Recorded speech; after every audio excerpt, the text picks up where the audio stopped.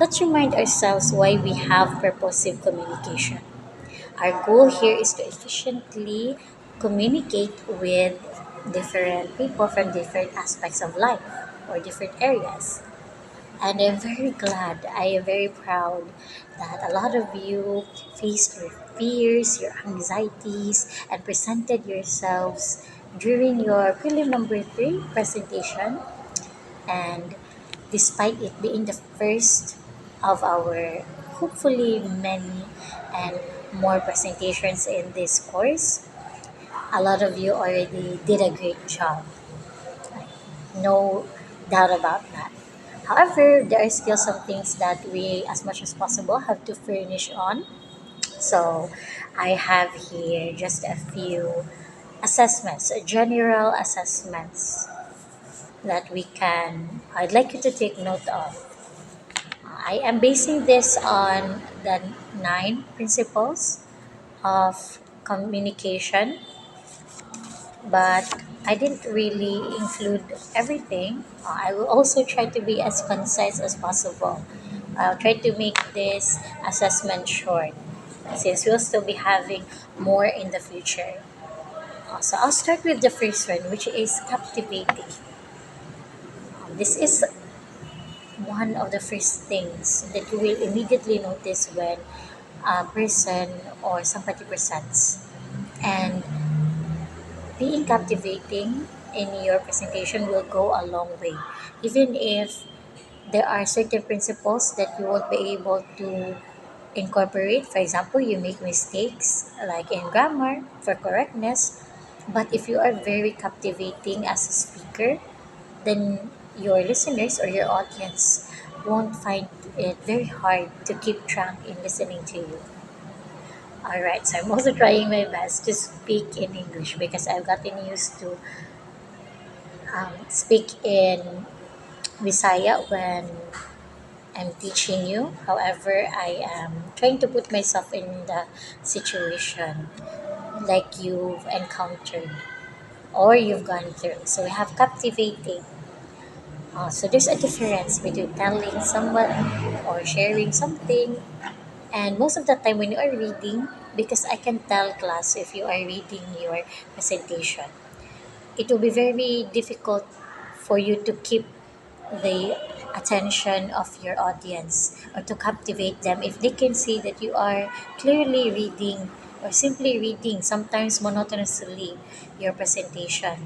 And I've written here genuine, and sometimes even though you're the ones who wrote your presentations and you wrote it with the utmost sincerity, if you just read it, like for example, if I will just read everything I am writing here now, it won't come off very, I'm not to say good, but it will not directly get the attention of your audience and they will easily get distracted. And this is important, especially when starting off. You have to start your speech or your presentation on a good note. Like the moment you begin, you have to say something or do something to captivate your audience so that by the first 10 seconds, because that's a very crucial part. The first 10 seconds of your presentation is very crucial in the sense that if you do not get your audience's attention or you do not interest or I mean captivate them, then it will be very hard to get their attention throughout your speech, which is a bit sad because ultimately let's remember that our goal here is to be able to send our message.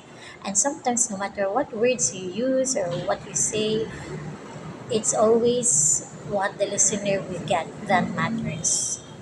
So let's continue on. We have here, yes, starting and having your intro. So it's okay if you introduce yourself and you, it's even all right if you say your topic. However, it's not always necessary. If you start with a quote or with a question, you do not need to say, I have this question and this quote. You can just directly say it so that you are already garnering the interest or the attention of your audience. So I'm gonna be repeating a lot of terms or words because these are really things that are impactful in a certain presentation. If you don't have the attention of your audience, everything else, all the other principles, no matter how clear you say things or no matter how concrete your bases are, it will still not be fruitful or worth it. I'm starting to lose. This is quite a bit challenging. Having to tell you.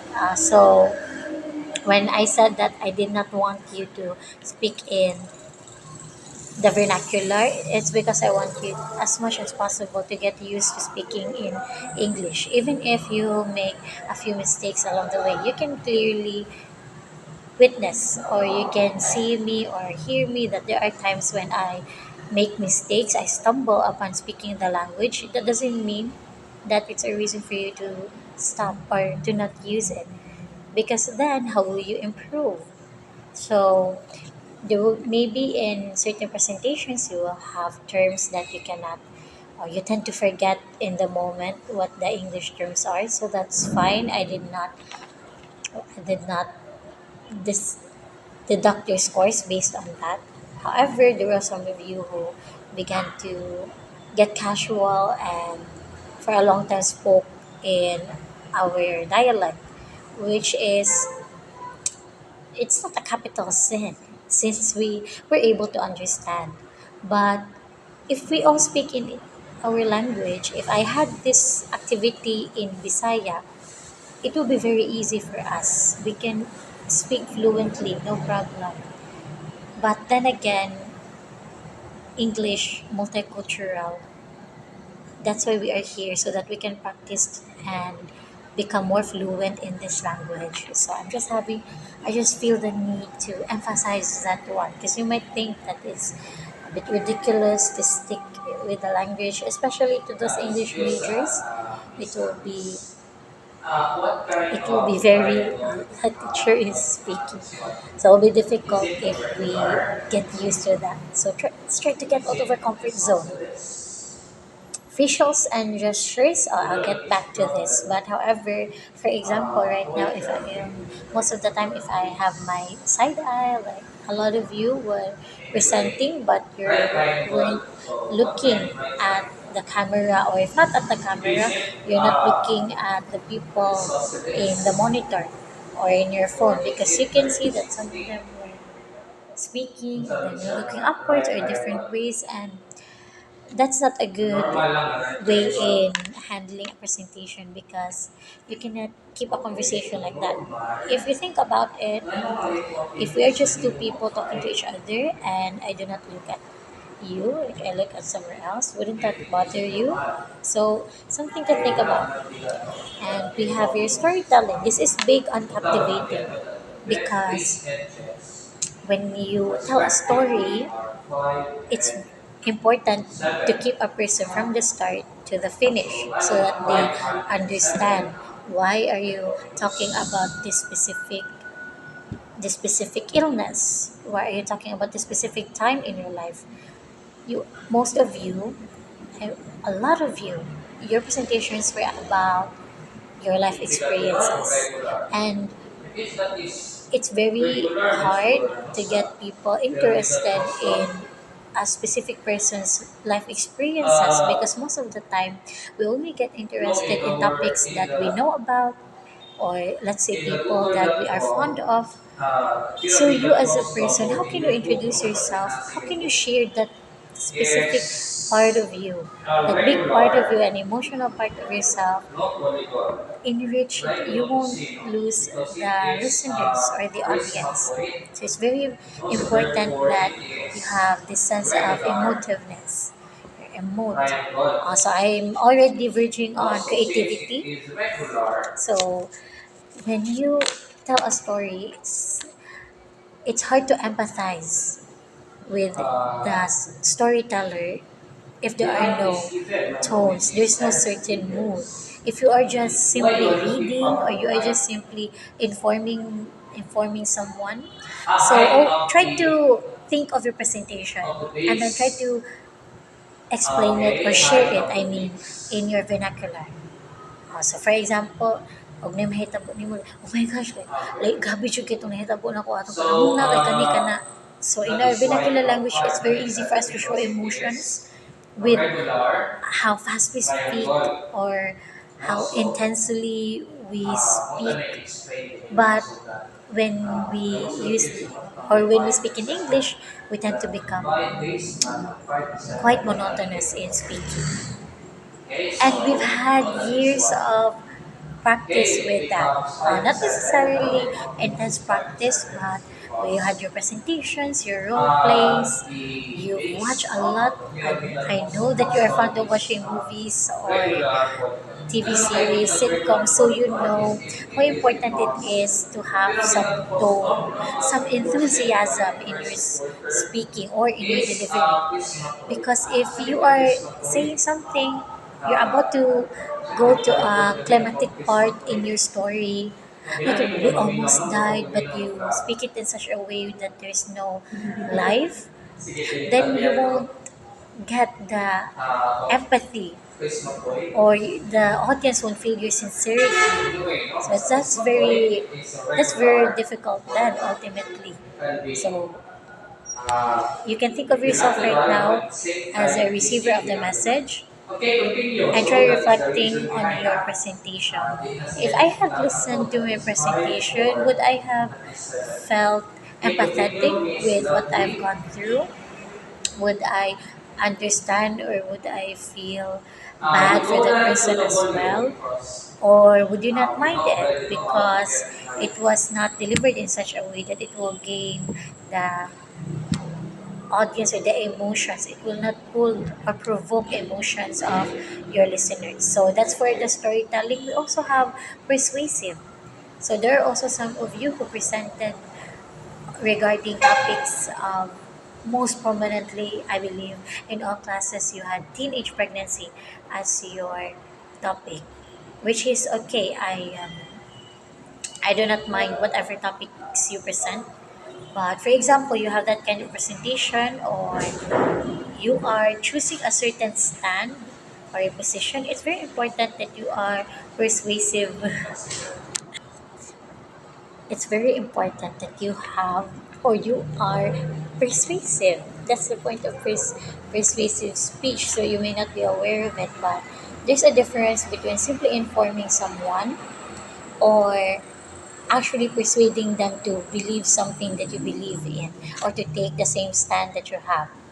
And in your content, you can tell because when you are, for example, this is because a lot of you are giving teenage pregnancy as presenting teenage pregnancy. So if you're merely showing the effects or telling us, then basically that's your informative speech. But at some point in your speeches, you resort to or you usually end with, be careful and do not do this, do not do that. Let's fit the future, change the world, not diapers, which is fine. But if you speak it as if you are simply informing us, as if you are just reading it from your copies, it will not be persuasive enough to make your mark. There will be no impact. So remember, your presentations, most likely your classmates will remember what, three, five ideas from it. So when you present, try to think, try to present in such a way that you will remain meaningful and they will be, or you, I mean, you will be memorable in the for your audience. Even I am losing myself because I'm hung up on teenage pregnancy. A lot of you really did present that, and I guess personally, I did not.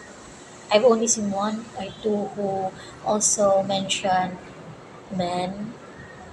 Kani mo gawas ako, dili na ni siya actual assessment. So, part na lang ni sa ako ang nabantayan kay. With regards to that, we are really only focusing on women as if we are the sole creators of children.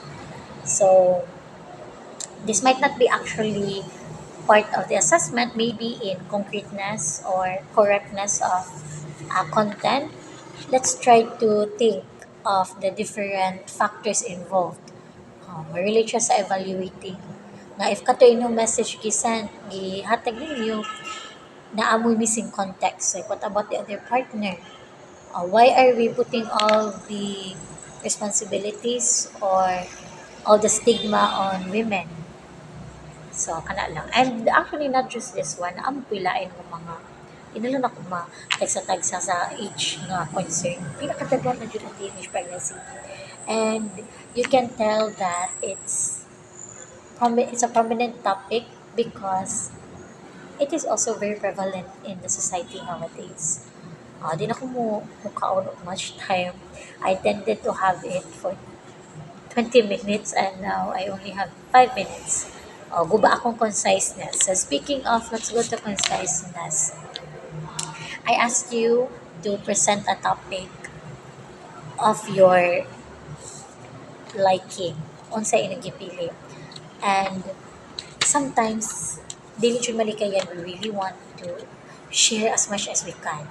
But let's take note of the time because that can also still be part of consideration. Are we considerate of our listeners? And if you think about it, it's very difficult to keep the attention. Attention span are very short now. So as much as possible, you have to be reminded. Or you keep reminding yourself all the time. For example, in the future, when you become teachers and you keep on speaking, and even though your content is already most of the time redundant na ba? So a lot of you did not exactly share redundant thoughts for those nga na miss out nila ang conciseness. However, there are things that dira na ka mo tanaw kung asa man dyan mas mulabaw. Which ideas will you choose? The important thing here is you have a topic. You state the topic, you have your supporting details of the topic, or if it's an experience, you state a learning, a specific experience, share something about that, and then you get back to what you've learned or why you've chosen that specific time in your life. And then if it's a different topic, something you'd like to share on, like your favorite artist, favorite movie, then you say something about that artist or that specific topic, just a few, even with just three details, and then you say you connect it to yourself why you chosen it, and then that's enough. It's not You don't necessarily have to include as much as possible. And mas mawala pa jud yung iyahang kanindot if makita ra nga gibasa ra. Oh, because we could have easily just read that ourselves. The thing here is you have to think about your goal in presenting. Are you presenting for the sake of the grade? Are you presenting because you want to provoke someone, to make someone think about what your topic is? Or are you trying to persuade someone to like something that you like? Or you are also trying to persuade someone of yourself? So let's try to think of this power of speech in the case of selling. You are not just selling your, or you're not necessarily, don't take this literally. You're very fond of taking things literally. Try to think of it as someone selling. You are selling your topic, you are selling your life experience. Selling in terms of that you will garner their attention, you will garner their ideas as well, that they will also agree or disagree, or they will also, in their minds, while listening to you, they will think of different things. Thought provoking. Because a lot of you presented as well, very anong, provocative po dahil mapugos-pugo na huna ang paminaw ba, which is good because ultimately in presenting a speech, the goal is to become or to be connected or to converse with someone, and you cannot converse with them or there is no connection made if it's difficult for you to captivate them, and then at some point in your speech you will lose their interest as well, or their attention. So I will continue this on the next video for the next part of the principles. Lugi kay ko sa ako ang giingon na conciseness, but there are also a lot of things that I want to tackle. And kung mahimo makalitag sa tagsa, pwede siya itatag sa tagsa, but kanang gipita sa time, that's why I'm only generalizing. So you also watch the second video.